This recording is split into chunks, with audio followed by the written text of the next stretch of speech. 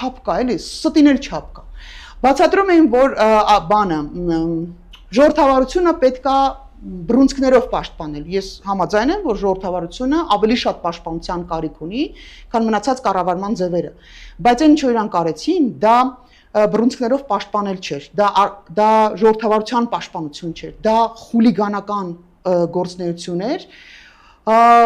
որտեղ անգամ գիտեք, եթե օրենքից դուրս էլ մի պահ կանգնենք, այն որ բացատրում ասում դե տղայա հուզվել է, ինչ որ բան ասի վիրավորվել է։ Ժորժան, անգամ տղայական չէր։ Դա ասում եմ որպես մարդ, որը մեծացել է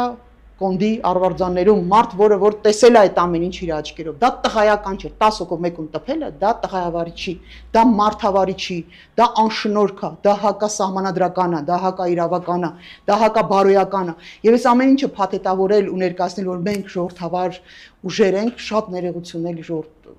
չէ էլի։